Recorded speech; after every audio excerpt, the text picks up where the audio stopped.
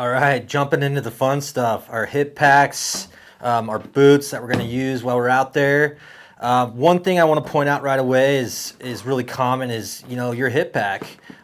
Important that you have a waterproof hip pack because we are wade fishing for numerous hours on the flats. Tides are changing. You could find yourself where you're waist deep. It has to be waterproof. It's very important whether you like, a hip pack or there's slings out there. And what I actually run is a full backpack most of the day, just because I can fit a little bit of everything in there.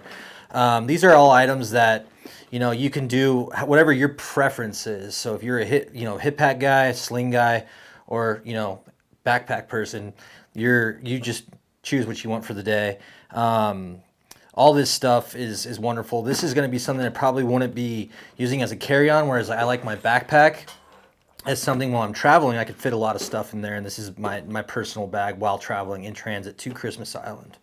The reason that I tend to like the backpack a little bit more is based on I have a lot more volume in there. I can fit more stuff in there. You could be out for 4 or 5 hours with the boat not coming back, so having your extra rain jacket in there, having water bottles in there, extra fly boxes. We went over the big GT fly box that can live in here. Snacks, anything like that. Maybe some extra lens wipes. Little first aid kit, things like that can all be stored in this backpack very well. And this is why I prefer, you actually have extra rod holder on this as well. Footwear, let's talk about that. We're on our feet all day long.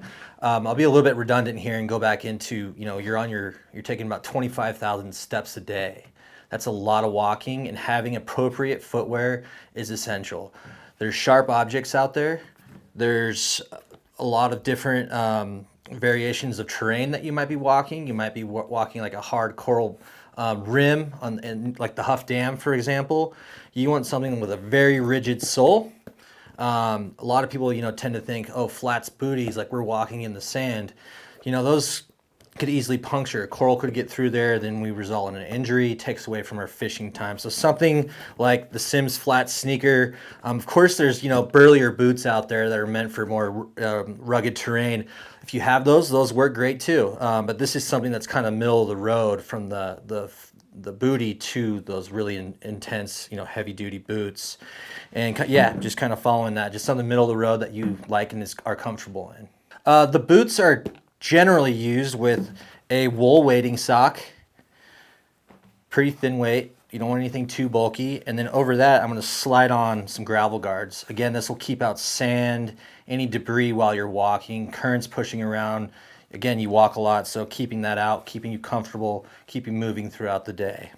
Find out more info at yellowdogflyfishing.com.